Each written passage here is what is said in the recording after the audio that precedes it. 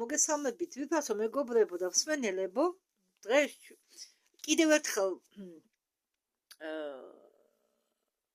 უბრალოდ კიდევ ერთ ვიდეოს შემოგთავაზებთ, რომლის თემა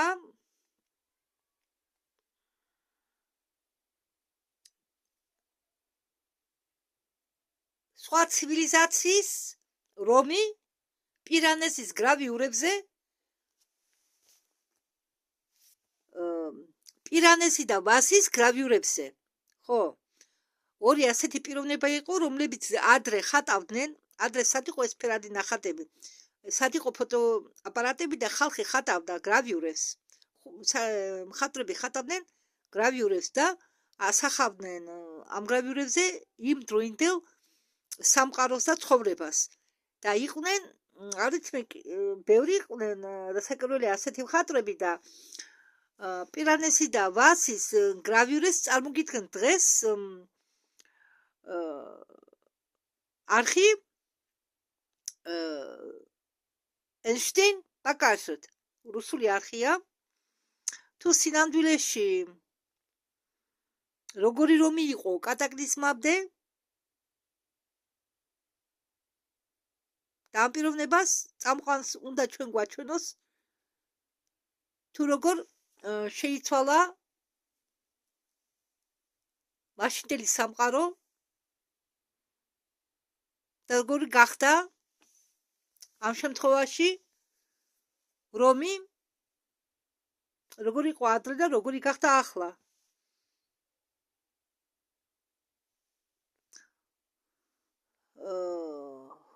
ხო, ახლა მე შევედი ამ არხზე ძალიან საინტერესო ვიდეოები ქონია. ხო,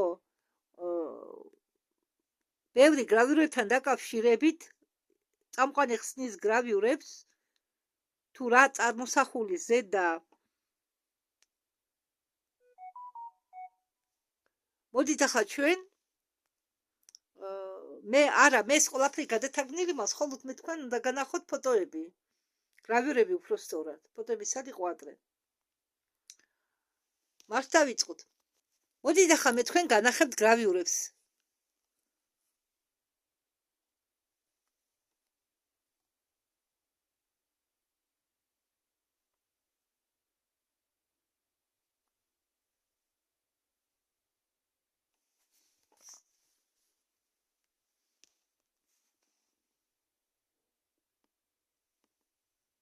ის რომ არ ჩანს.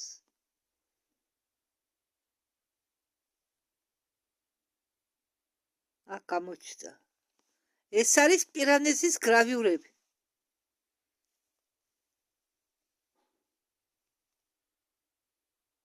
ამ გრავიურაზე წარმოსახულია რომი. ნახეთ როგორ გამოიყურება. თითქოს კი არა, ეს არის ერთ-ერთი კატაკლიზმის შემდგომი პერიოდი. ეს გრავიურა დახატულია კატაკლიზმის შემდეგ.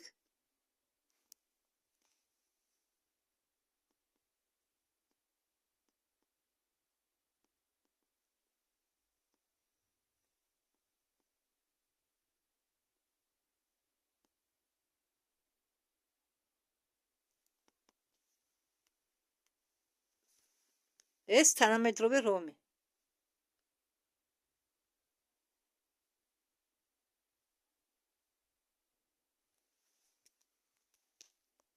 ხო, გრავიურების ჩვენებას მე გავაგზავნებ ახლა თვითონ ტექსტი მინდა შემოგთავაზოთ, რომელიც მე გადავთარგმნე. ხო, ახლა მე ვიწყებ ამ წამყვანის სიტყვებით. ანუ მე თქვენ დაგლაპარაკებით წამყვანის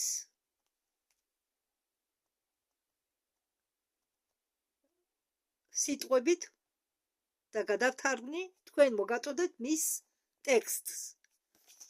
ამიტომ მე ვისაუბრებ მისი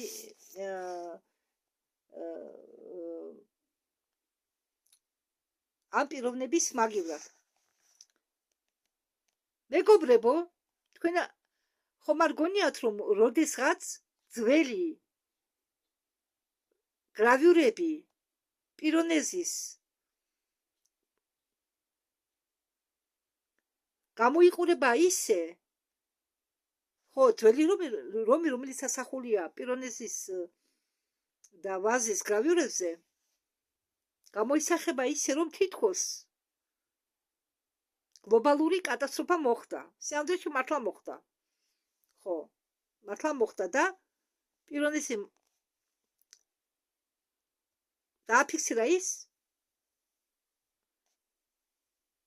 იმდაერი რომი, რომელიც იმ დროისთვის იყო. და შეიძლება თუ არა, კითხვას უსვამს ახლა ეს წამყვანი, შეიძლება თუ არა, რომ რომაული იმპერია იყო აშენებული გამქრალი ცივილიზაციით, რომელზეც ჩვენო არაფერი ვიცითო.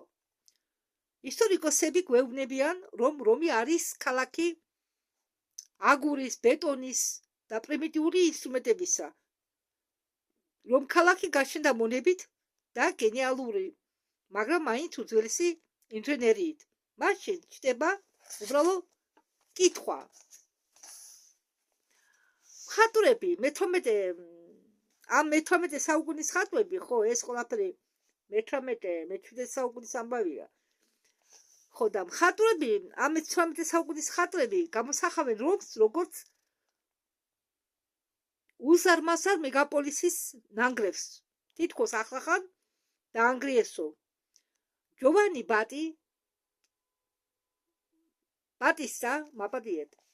ბატისტა პირანეზი მიაჩნდა, რომ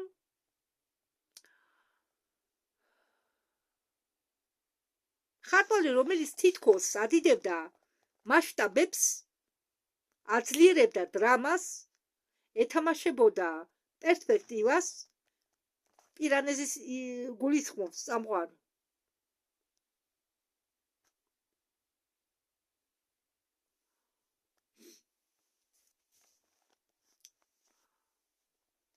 მაგრამ თუ ყურადღებით დააკვირდებით პირანეზის გრავიურებს, იქნება შეგრძნება, რომ ჩვენ წინაშე ფანტაზია კი არა, არამედ რეალური მოვლენების ფიქსაციაა. გრავიურებზე, რომელზეც გამოსახულია არყები, სიმაღლით მრავალსართულიანი სახლები კი არა, არყები არის, ის არყები, რომელსაც მე თქვენ კიდევ განახებთ, იქ არის არყები გამოსახული, რომლის სიმაღლე არისო, როგორც მრავალსართულიანი სახლი. მონოლიტური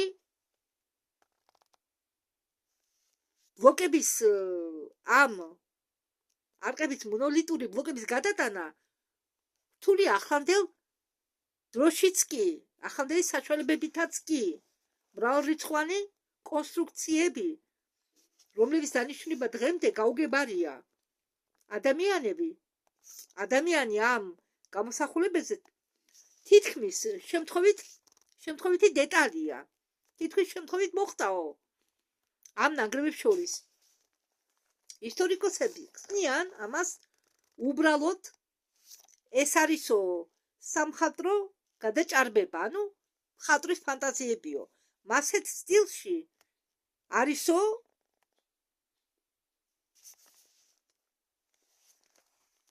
ანტიკური რომის რომანტიკული განსახიერება მხატვრის მიერ. მაგრამ ჩნდება შემდეგი კითხვა.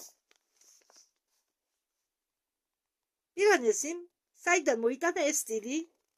პირანეზამდე იყო ჯუპეზე მაპატიეთ. პირანეზამდე იყო ჯუზეპე ვაზი, მისი მასწავლებელი. ხო, ესე იგი, ჯუზეპე ვაზი იყო პირანეზეს მასწავლებელი, უცნობი და თავდამჭერი. ის არ ცდილობდა მაყურებელზე შტაბეშტილება მოეხდინა. ხო, ვაზი არ ცდილობდაო მაყურებელზე მოეხდინაო შტაბეშტილება. ის უბრალოდ ხატავდა რომს ისეც, როგორც ხედავდა და მის გრავიურებზე გამოსახულია იმავე ქალაქი ოღონდ ნანგრევებში. კოლიზეი მის გრავიურებზე იმპერიის სიდიდეს არ ნიშნავს. ეს არის შენობა ნახევრად დაფარული მიწით, ნახევრად დანგრეული და ჩანს მოგვიანებითი მიშენებები. კოლიზეი ალბათ იცით რა, ხო? არამედ ეს კოლიზეი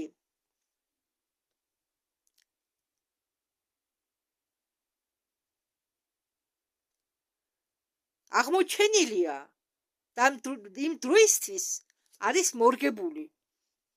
ანუ მიშენებები მიუკეთეს.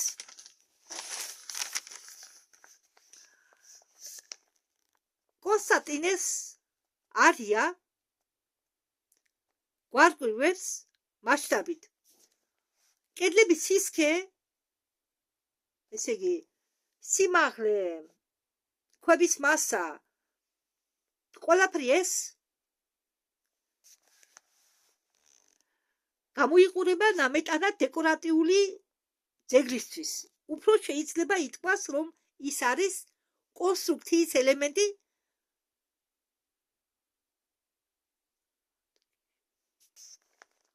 რომელიც გაადგიშებულია სერიოზულ და გაანგარიშებულია მაპატიეთ. ის კონსტრუქცია, რაც არის ჩამახული ძველი რომის ნანგრევები, შენობები, დანგრეული შენობები არის გამოიანგარიშებული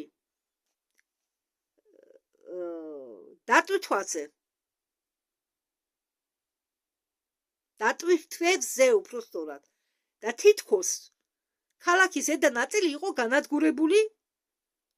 პანტეონი გამოიყურება ნაწილობრივ დატბორილი, მის გარშემო მიწის დონე იმაზე მაღალია, ვიდრე საჭიროა. თითქოს ოდესღაც ქალაქი აღმოჩნდა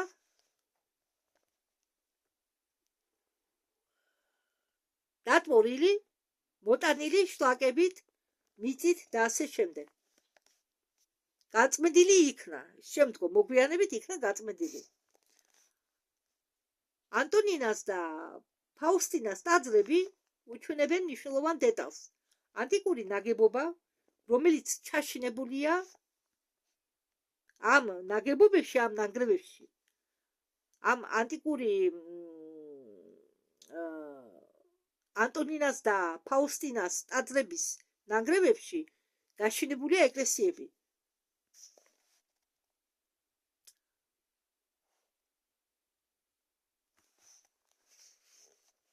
მასზე არ ექცევიან ახალ შენობებს. მასზე უკეთებენ იმ შენობებს, რომლებიც უკვე დგას და გადაიტანენ დაგრევა. კაპიტოლიუმის გორაკი გავს დაყრილ მიწას. უზარმაზარი ფუძე ზედაპირი კედლები ჩამოგავს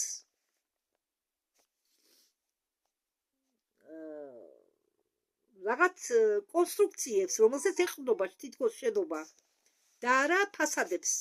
ხიდები ტიპზე გაშენებული მოგეჩვენება ნამეტანად ზედმეტად მასიურები.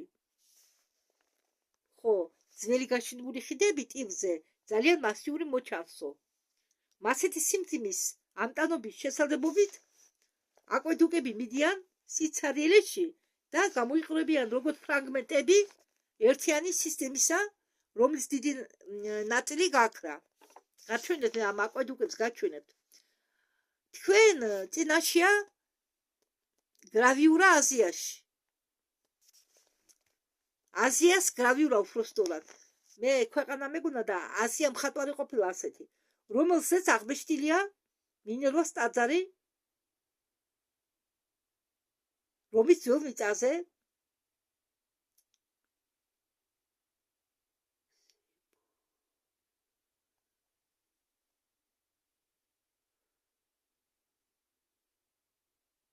ესე იგი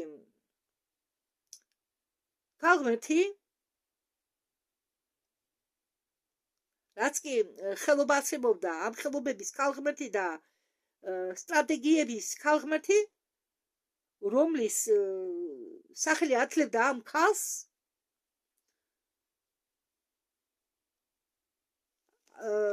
რომლის სახელი აძლევდა ამ ქალაქს, ქალაქის ნანგრევებს გამორჩეული საიდუმლოების მნიშვნელობას. და ხატვარი და არქიტექტორი თვითონ გამოსახავს არა რეკონსტრუქციას, არამედ დაკარგული ცოდნის გამოცანას. მასეთი მრავალი ტაძრები იყვნენ დაშლილი. მათი მარმარილო იყო გამოყენებული სხვა შენობებისთვის. თვით ადგილმა კი სხვა როლი მოირგო. ზუსტად მასეთი რომ ინახა მოწაფე აზიის ეს ახლა აზია არ არის მაშინ ეწოდებოდა ხო ეს აზია რომის ერთ-ერთი კუთხე იყო აზია ხო აზია არ გეგონოთ დღევანდელი აზია ეწოდებოდა რომის ერთ-ერთ კუთხეს ახლა კი მოიცადეთ მე ჯერ თქვენ კიდევ განახებთ ფოტოებს და მე გადავალ შემდეგ ტექსტზე კოლიზეუმი თითქოს და ეს ქალაქი აშენა მონებმა ასე გვაწოდებენ ისტორიას რომის წარმოშობაზე კიდევ ეს უკვე გრავიურა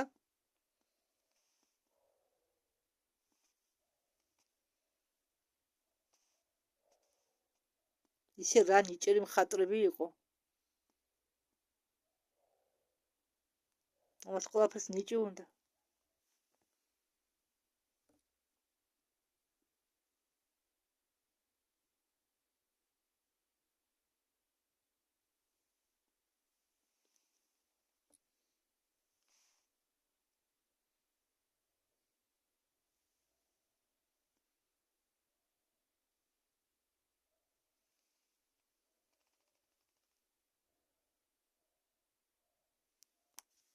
კიდევ ერთი გრავიურა შეხედეთ რა უზარმაზარი შენობაა და როგორი პატარა ჩანა ადამიანები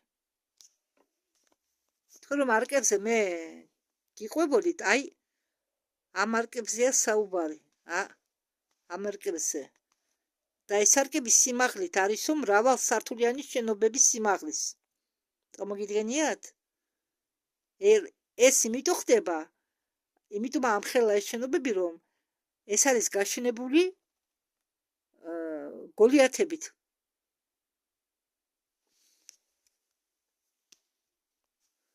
მრავალ დონიანი კონსტრუქციები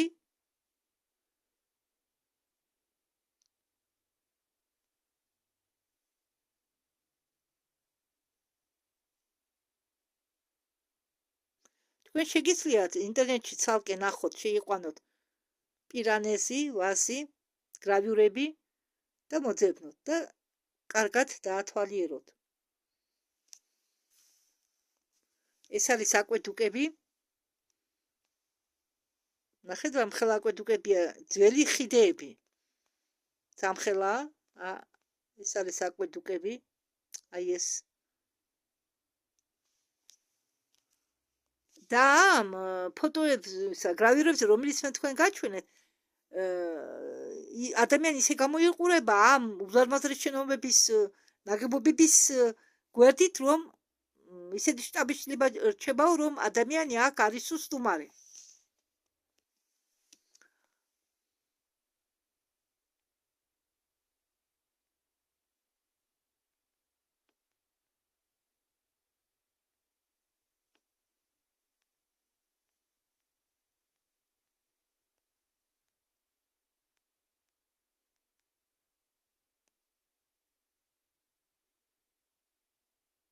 ჩამარხული კიდე შენობები, ნაგებობები.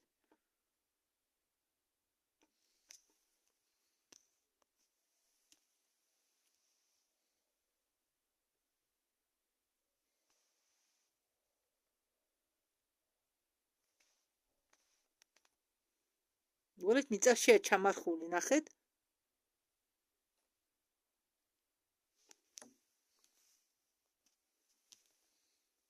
კოლიზეი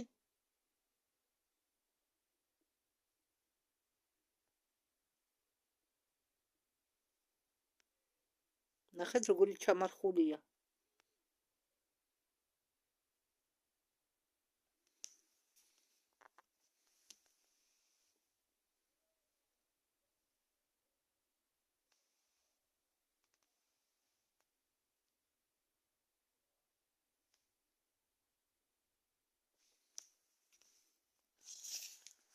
ახლა კი ვნახოთ რას აღბეჭდავს თვით პირანეზი გრავიურებზე. ნუ მე თქვენ განახეთ ახლა თითქმის ვაზის და პირანეზის გრავიურები კიდევ განახებთ და კიდევ არის იქ ქვეყანა. თუ აზიაზე უბრალოდ ფიქსირდება პირანეზი ბატისტა კითხვა სვამს თქვენ გინდათ თქვათ რომ ეს ანტიკური ხანაა ამ კითხვას სვამს ბატისტა პირანეზი თქვენ გინდათ თქვათ რომ ეს ანტიკური ხანაა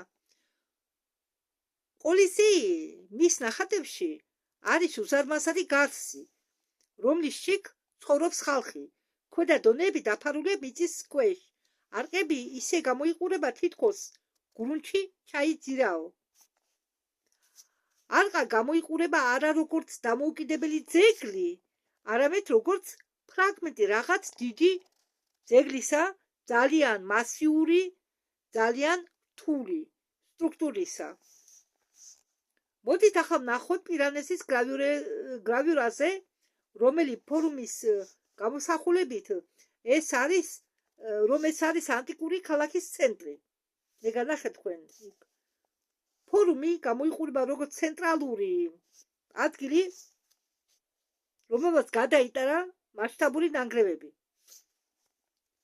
კოლონები ჩამომტრეულია მე განახეთ თქვენ იქანე ჩამარხული ის რაღაც ნაგებობა გვერდზე რომ კოლონებია ხო ეს ყოფილა ცენტრი მოიცადეთ აქ არა ნაჩვენები კიდე რო გაჩვენოთ ამაში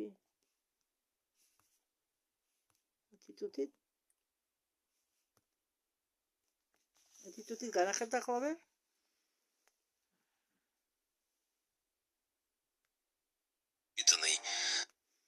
აი ესა ცენტრი ნახეთ ჩამარხულია ყველაფერი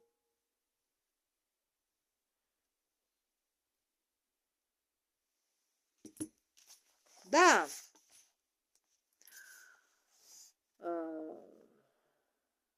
ფორუმ ქვია ამ ადგილს ეს არ არის ანტიკური ქალაქის ცენტრი ანტიკურ ქალაქს არ გავსო ფორუმი გამოიყურება როგორც ტერიტორია რომელმაც გადაიტანა მასშტაბური დაგრევები კოლონები ჩამომტრეულია თითქოს გადაჭრილი არიან ერთ დონეზე შენობების ქვედა ნაწილი ჩამარხულია გრუნტის ფენის ქვეშ თითქოს ქალაქი მოულოდნელად იყო ჩამარხული და მთლიანად არყები და შენობები უბრალოდ დაანგრეული კი არა ისინი ნახევრად ჩაფრული არიან მიწაში ეს ბუნებრივი დაბედება არ არის მასზე გამოიყურება ლანდშაფტი რომელიც ხო კვეთრად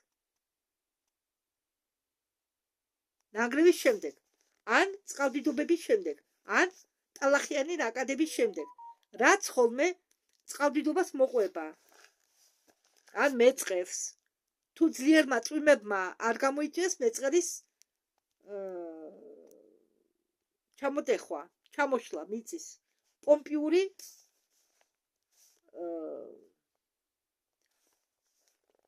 პომპიონი ნაჩვენებია გვერდიდან ფასადი კი არა მასა კედლების სისქე მონოლიტების შეგრძნება მასე მხოლოდ ტაძრებს კი არ აშენებდნენ კვანძებს ინფრასტრუქტურის კვანძებსაც აშენებდნენ პირონეზი ხას უსვამს კედლებს დასამაგრებელ კედლებს რომლებიც გაკუთვნილი არის კოლოსალურ დატვირთებზე ხიდები გამოიყურება უფრო მასიურად თითქოს მასზე ტრანსპორტი კი არ უნდა თითქოს ამ ხიდებზე ტრანსპორტს კი არ უნდა ემოძრავა არამედ თვით ქალაქს აკვედუკები ნაჩვენებია დიდი მასშტაბით არკებს აქვს ერთიანი მოდული სიზუსტე ხო ერთიანი მოდული და სიზუსტე ეს წყლის გაყვანილობა კი არა არამედ მეგა სისტემა იყო და ბოლოს რომის საერთო ხედი გამარჯვებულების ქალაქი დანგრევის შემდეგ კი პეიზაჟი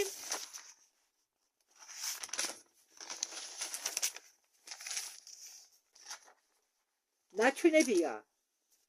ხო, და ეს აზი უბანი კი არა, მე შემეშალა, აზი ყოფილა მხატვარი. ესამე მხატვარის. და ისმის კითხვა, გამოიყენებოდა თუ არა ეს ქალაქი, მაპატიეთ, გამოიყურებოდა, რადა შემოკლებით მიწერია და შემდეგ მავიწყდება თუ რა სიტყვა შევამოკლე. აზექი მაინც თვალში არ ვიყურებოდი. და ისმის კითხვა, გამოიყურებოდა თუ ეს ქალაქი მასე თითქოს ნულიდან აშენდაო, თუ ის გამოიყურებოდა როგორც ქალაქი, რომელიც ნახეს და შემდეგ გაწმინდეს. როგორც ქალაქი, რომელიც ნახეს და შემდეგ გაწმინდეს და შემდეგ მოირგეს, მაგრამ სახლები გაშენებულია ძველ კედლებში. ეკლესიები დგალა და აშენებულია მეგალიტიკურ ფუნდამენტზე, ანუ რა ქვია მეგალიტიკური ფუნდამენტი, რომელზეც იდგა მაპატიეთ ტაძარი. შემდეგ ხო დაინგრა და იქ გააშენეს ამ ფუნდამენტებზე ახალი ეკლესია. უკვე ქრისტიანულ პერიოდში. ქუჩები გადის ზედა დონების ზედ. ეს მშენებლობის ლოგიკა არ არის, არამედ მეორადი გამოყენების ლოგიკა.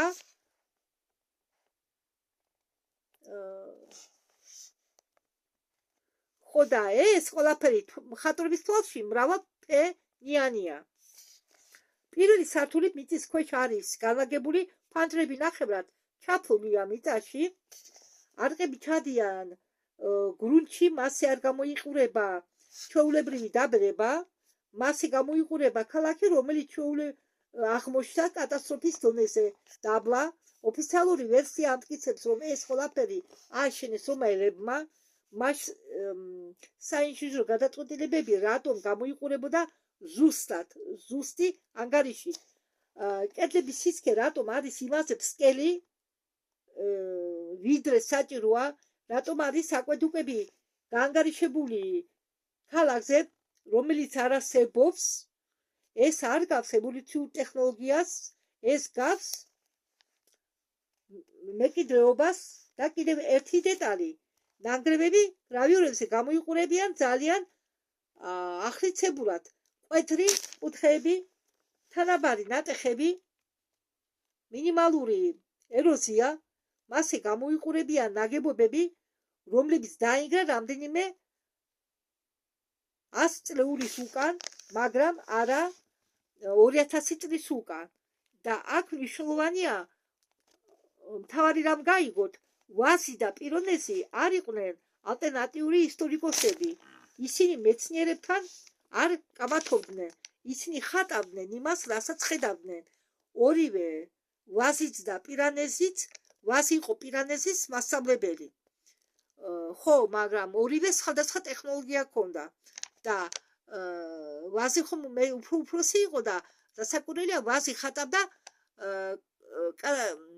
კატასტროფამდე რომს და პირანეზის მოუწია კატასტროფის შემდგომი რომის დახატვა და ისინი ხედავდნენ, რასაც ხედავდნენ, იმას ხატავდნენ და ეს არ ჩნდება ოფიციალურ ვერსიაში, რადგან თუ დაუშვებენ, რომ რომი იყო გადაკეთებული ქალაქი, ინგრევა ბევრი რამ და მოგვიწევს ქრონოლოგიის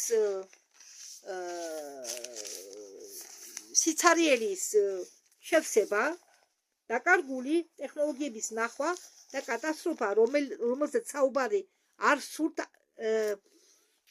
თანამედროვე მეცნიერებს, უფრო ადვილია თქვა, რომ ეს არის მხატვრული გაბერვა, მაგრამ ვასი არ ბერავდა, პირონესი კი ძალიან დეტალურად აღწერდა ყველაფერს, ძალიან დეტალურად ხატავდა. შეიძლება რომაულმა იმპერიამ კი არ მიიღო ქალაქი მემკვიდრეობით, არამედ რომაელებმა ნახეს ეს ქალაქი,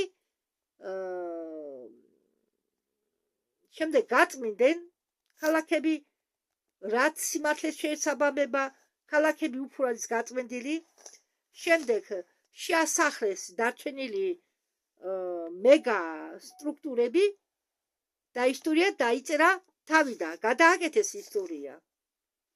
ხო, ახლა მე თქვენ ის დავამთავრე, მე ტექსტის საკითხვა, ახლა მე თქვენ განახებთ დანარჩენ სურათებსაც.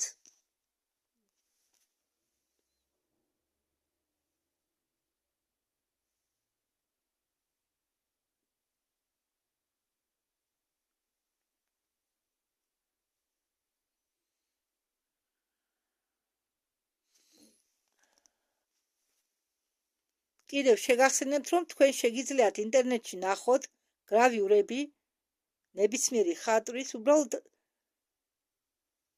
შეიყვანოთ სიტყვა გრავიურები და ინტერნეტი ამოგიგდებთ.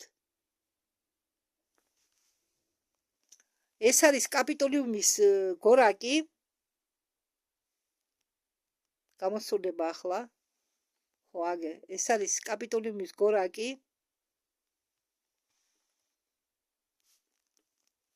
და თითქოს ეს გორაკი მიყრილიაო და ზედ აშენებულია კაპიტოლიუმი.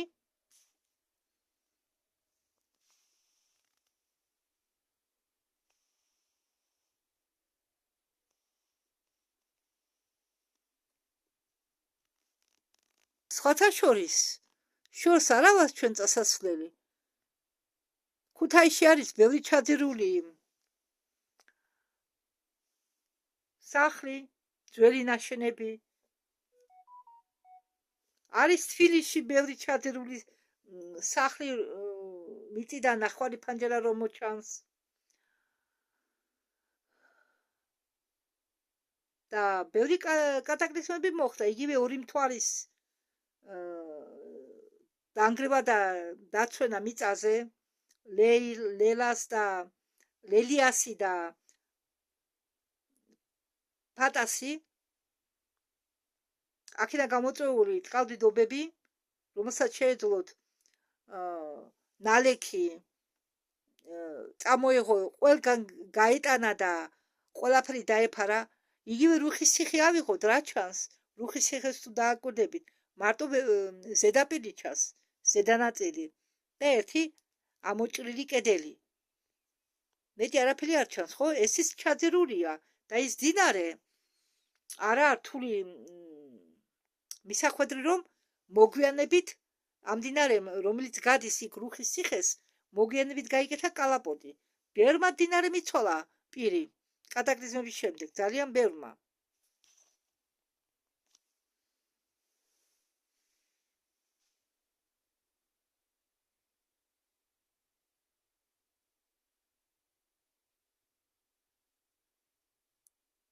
შენობები, რომლებზეც ბალახი და ხეები იზრდება. მე ვფიქრობდი, არავის არ შეძლო ჩემთვის ჩართვა დამავიწყდა მგონი. ხო, ბავშვობაში მე სულ მაინტერესებდა, ხომ აი შენობებზე ხომ იყო რომ ნახავდი შენობის სახურავებზე აშენებულ უпроსტად გაზრდილ ხეს და ბუჩქს. სულ მეგონა ალბათ რაღაც დროის განმავლობაში მტვერი დაგროვდა და ასეთ რაოდენობით რომ შემდეგ იქ ხეები გაზრდილიყო და ბუჩქები არა? ხო, სინამდვილეში ეს არის დატბორვის შედეგი. ბევრი სახლები ბევრ სახლებზე დაეცა მიწა. შეიძლება ეს არამედ დატბორვის შედეგად სახურავებზე რომ მიწა, ეს შეიძლება გამოწვეულიყო მთვარის დაღუპვის შემდეგ, ორივე მთვარის დაღუპვის შემდეგ. სადღაც ჩამოვარდა, იქ დაეცა. ხო და ამით შეიძლება აიხსნას ქუთაისის არტავიდეთ შორს, აგერ ჩვენ საქართველოს ტერიტორიაზე მე ხა ბევრი ადგილები არ მინახავს. ქუთაისში პირადად ვარ ნამყოფი და ვიცი, თბილისშიც ვარ ნამყოფი ნარეყალაზე და ეს ნარეყალა ხო გავსებულია მიწით? კანონით ხომ არ უნდა იყოს გავსებული, ხო? სინამდვილეში ალბათ მთვარის ჩამოვარდნის დროს დავარდა იქა მთვარის რაღაც ნაწილი. ალბათ წყალდიდობა იქ რას მithდებოდა იმ ხელა სიმაღლეზე. ხო და ქუთაისში კიდე, ქუთაისი ავიხოთ. ჯაჭვს ხიდეს რომ უძახიან, იქ მთლიანად მიწითა გავსებული ის კედელი შიგნით. რა ქვია მაგას? აი სულ მავიწყდება სახელები. კედლები ძველი ციხესიმაგრის მიწითა სავსე. მე სულ მიკვირდა რამ გავსო კედლები. გინდა თბილისი ავიღოთ, გინდა აქა, გინდა რუხის ციხე და ბევრი ადგილები იქნება ასეთი, სადაც მე არა ვარ ამყოფი. შორს მუწახვავთ. აი საქართველოს ტერიტორიაზე მოიძებნეთ. მოძებნეთ, ვინც ეგრეთლად ცხოვრობთ ასეთი ციხესიმაგრის გვერდით. როდესაც აი საინტერესოა უბრალოდ მე რომ სიარული შემეძლოს, მე რომ უფრო ახალგაზრდა ვიყო, ყველაფერს შემოვივლიდი.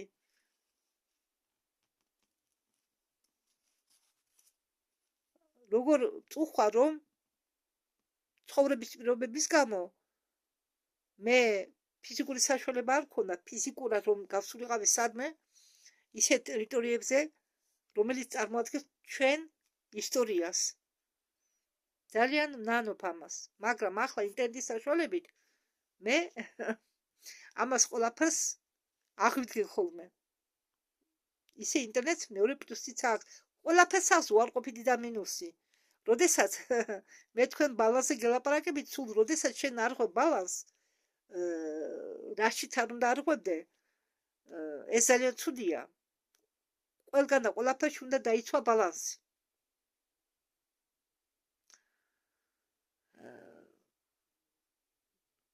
ძალიან საინტერესოა, ხო? აგერ ისევ კოლიზეუმი.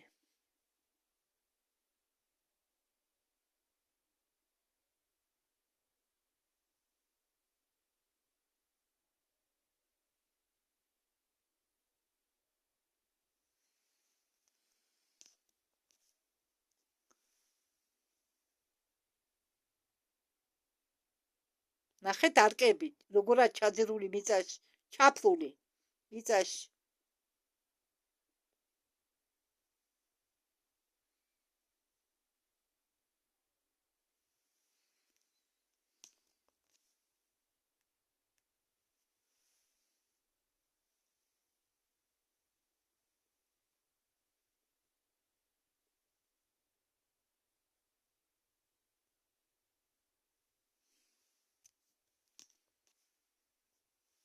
ესეც კატაკლიზმის შემდგომი პერიოდი.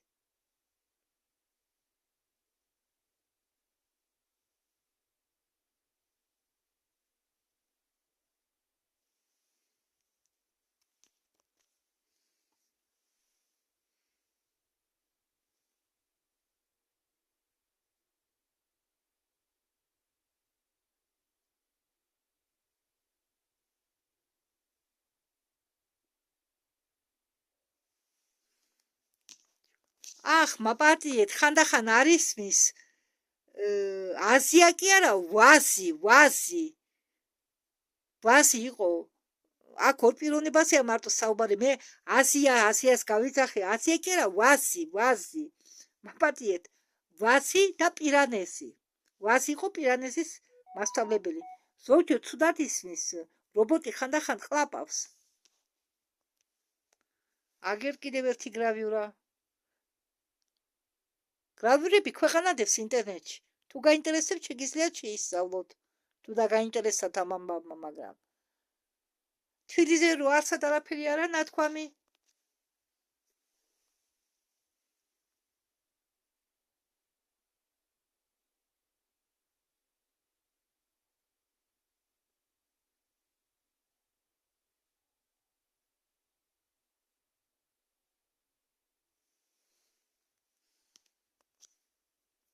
აგერ კიდევ ერთი გრავიურა.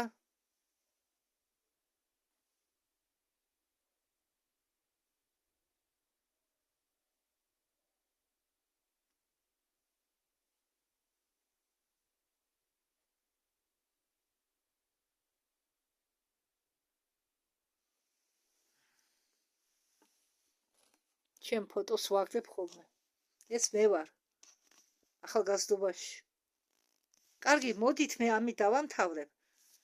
თუ დაგაინტერესათ გრავიურებმა, თქვენ შეგიძლიათ ნახოთ აქედან ისე ხადისხიანად არ ჩანს მაინც და თქვენ ნახოთ შეგიძლიათ ფოტოები ინტერნეტში შეხვიდეთ და რომ ხადისხიანად დაათვალიეროთ ვაზის და პირანეზის გრავიურები.